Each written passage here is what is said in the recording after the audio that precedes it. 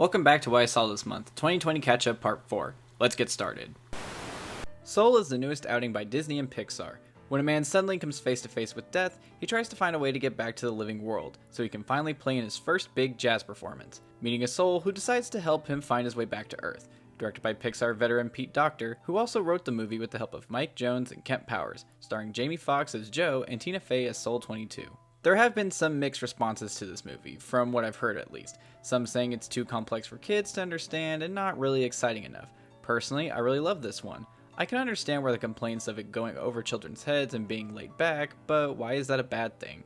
Do you really want every kid's movie to be like Alvin and the Chipmunks? No, you don't. It's okay to have a movie made for kids that makes them question life. And because you're expected to watch it, isn't it nice that a movie makes you question things too? When is it wrong to get the parents invested just like the kids in the same movie? Maybe it's just a few people I've seen talking about it on social media, but even if a movie goes over the kid's head the first time they watch it, you know the movie will still be there when they get older, right? You never watched a film where you appreciate or even love now that you're older because you get what its core message is? I don't know, everyone has their reasoning, but complaining the movie is too grown up for kids, when in reality, it's not because it's content that kids shouldn't watch, but because they still don't grasp it yet, seems like a pretty small issue. Moving on to my personal thoughts, Pixar constantly nails it. You know, except when they don't. But Soul captures a lot of heart like all their other movies do. Not only can it be thought-provoking, it has beautiful music, unmatched timing and animation, and overall a very relaxed paced story. I can't recommend it enough. Jamie Foxx and Tina Fey work off each other so well, the dialogue and humor is fun and witty, the styles of animation for the different locations and states of mind are unique and full of, life. I don't have many negatives to say. Maybe the way they wrap certain things up seems convenient. There's a way they establish how souls work in the movie, and the fate of a certain pseudo-main character is heavily implied due to the last place you see them. But then later, it looks like it's all fine. But how? I don't want to spoil it because it'd be nice for you to watch this film first. You might know who I'm talking about, and maybe I missed something, but it's the only thing that really stood out to me. Besides that, I couldn't recommend this enough, like I said. Let's see what else they have on Disney+. Well, if Lion King was the worst Disney could do when they just carbon copied the original animated movie, Mulan is a shining example of trying to be original. Dropping onto Disney Plus after being pushed back multiple times due to things, this is a live-action remake of the 1998 animated classic, based on the Chinese folklore Ballad of Mulan. When China comes under attack, Mulan decides to secretly take her aging father's place in the army to save his life. This interpretation squared is directed by Nikki Caro and written by 4 white people: Rick Jaffa, Amanda Silver, Lauren Hynek, and Elizabeth Martin. Nothing like family-friendly inclusivity like Disney woke. I want to get out of the way that I was actually okay with them changing a lot of things, splitting certain characters into multiple roles, taking certain roles out entirely, and even the villains get changed.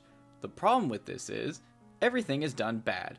Sure, certain things work in the movie, I can praise a few things from my viewing, but every time there's something to enjoy, how it's played out or handled is a bigger criticism. The negatives don't cancel out the positives, they run over them. Firstly, visually the movie is really beautiful. With a Disney budget, you wouldn't be surprised. The settings are colorful and give you that historical, subtle fantasy atmosphere it aims at.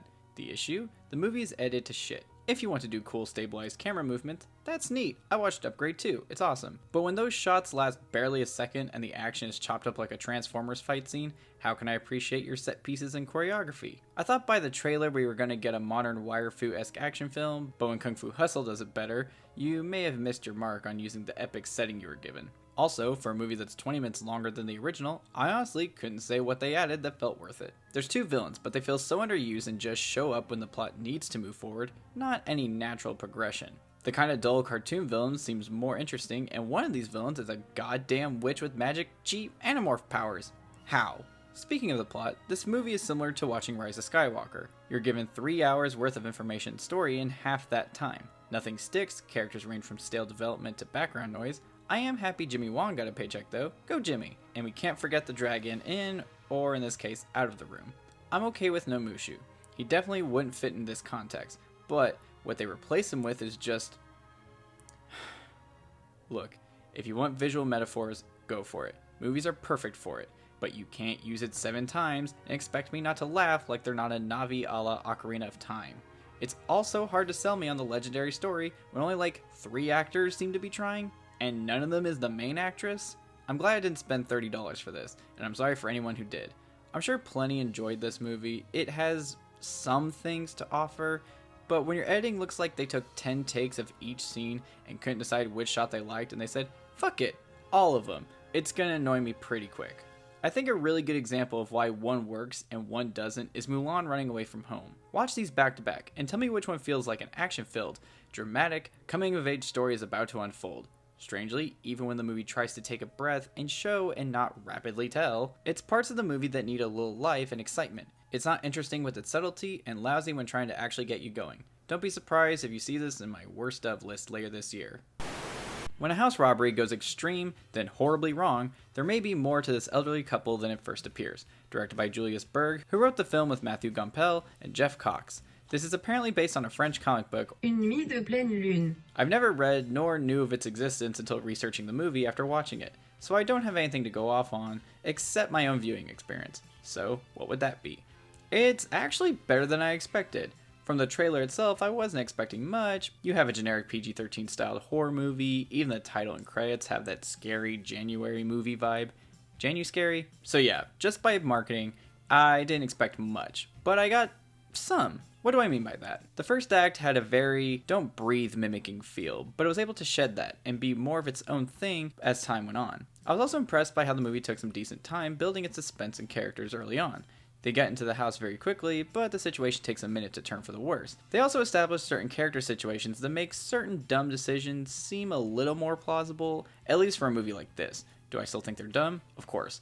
But I kind of see where the character is thinking this. It's also labeled as a horror movie, but I would not call it that. It's a straight up thriller.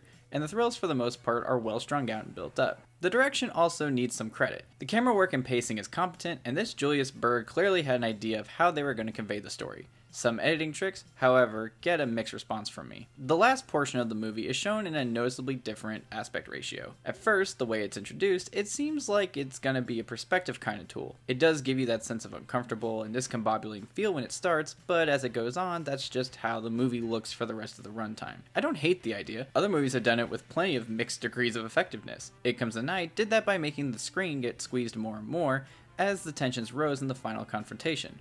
Now, there is a middle ground, of course. If you stay in the framing trick too long, it can become the norm and loses its flair it started with.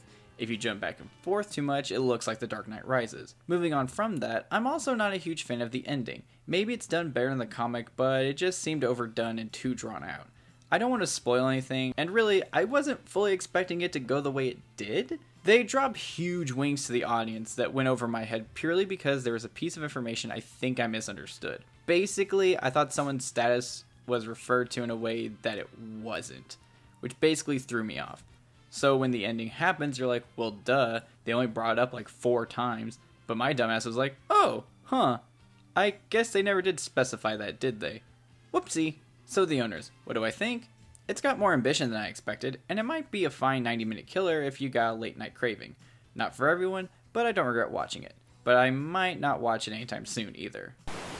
If 2020 couldn't have any more surprises in it, a sequel to the 2006 breakout film Borat was a thing I'm sure most weren't expecting. This time around, Borat finds himself returning to America to help win back the respect of his country, Kazakhstan, after he embarrassed their reputation with his last adventure. After things quickly go sour, he tries to sell his daughter off to marry United States Vice President Mike Pence. Sacha Baron Cohen reprises his role, with the film helmed by director Jason Walliner. I'm someone who never actually watched Borat for a really long time, to the point where Borat was a dated reference, and there would be people who would make references to it without even realizing what they were mimicking. I watched these two back to back, and I guess they work as a series, they tie in enough to work. Some would say this one is too political, compared to the first one, which I guess on one level is a fair criticism, but I think it's because the first Borat was more background political. Subsequent movie films' plot just so happens to be centered around political figures. The first one uses stereotypes and cultural assumptions on the regular, while the sequel basically just straight up says it. Borat 2 definitely has its gems of seat squirming and belly laughing,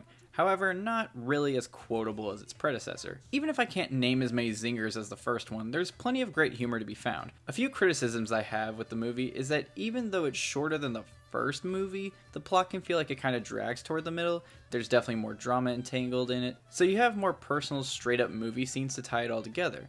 but when it's filmed like a mockumentary and it's not lit like a normal movie, all your night shots look dark as hell, and it gets kinda hard to make out what you're looking at from time to time. Even with that said, I wouldn't say it disappointed me. You got your disguises in disguises, monkey porn stars, high-tech calculators, Michael Peñas, QAnoners, blood dancing, old Jewish women, creepy plastic surgeons, and dumpster babies. What else could you expect? Compare the rest of the reviews here. This one is kind of short, but it's because Borat is a set of movies that you kind of already know if you're going to like it or not. I had a good time with this and might watch it again when scrolling through Prime. If you're really strong on your political standings, you might be too distracted by the jabs the movie makes to fully enjoy it, so enter at your own risk. Tenet is the newest entry into the Nolan catalog. A CIA agent is tasked with stopping World War III when a Russian oligarch somehow comes into contact with knowledge and equipment from the future that changes the flow of time. Christopher Nolan obviously directing and apparently spent 5 years writing the script, and I can tell. In both good and bad ways. I'm not a Nolan fanboy by any means, but this was one of the films I was most anticipating for 2020, and after finally being able to watch it, it's alright. When I say he spent 5 years on the script, I can tell in one way, due to how tightly everything fits together. The plot is interesting to say the very least, and the gimmick of how time is used and manipulated is done not only well for a story perspective, but visually captivating. You have choreography that makes you almost have to watch it twice just to catch everything, which in some cases, you do. With adrenaline-filled action set pieces, Nolan-leveled adventure spectacle, and dialogue long enough for a college application essay, with all that said, it definitely has its drawbacks. Sure, a film that took 5 years to write would feel as well constructed and hole-free as you'd expect. But this movie is also as dense as someone who took 5 years to put together a story and you're now just watching it for the first time. I guess I felt kinda dumb during the first half. Conversations would happen, I kinda knew what was going on, but it was difficult to piece certain parts until they basically just showed me what they were talking about. Then they started talking again and bringing up more things, and now I'm confused on a different level. Maybe my smooth brain self just couldn't comprehend the genius that is Chrissy Noli, or maybe it's half the dialogue is muffled because the music in the background is too damn loud. Who thought this was a good idea? Maybe it was edited partially during all this lockdown stuff, but even so, did no one own a pair of headphones? I think it adds more to the confusion than just pure ignorance, and just saying. I know a lot of people watch movies with subtitles, but I try not to so I don't get distracted and read a line before it's delivered. It can really ruin the pacing of a scene if you know what someone's about to say. So I shouldn't have to get subtitles just to understand what people are saying, unless it's in a language I don't understand. That makes perfect sense. Moving on, Tenet is a mixed bag, but I think I liked it more than I didn't. I looked up a few explain videos to help me understand things I was missing, and it makes way more sense after that, but I had to look up videos of people explaining it in the first place. Is it Nolan's best? Not at all. Is it his worst? Not if Crab Mask Tom Hardy has anything to garble at. That'll do it for this installment. I think this will wrap up my 2020 lists. The next videos you'll see are going to be my best and worst of 2020, and then followed by the me's. I still have plenty of 2020 movies to check off, but I really won't have time to make videos for all those clusters. So we're skipping straight to the 2020 finale set. So really, the next two videos could be full of movies I haven't even talked about so far. See you guys then.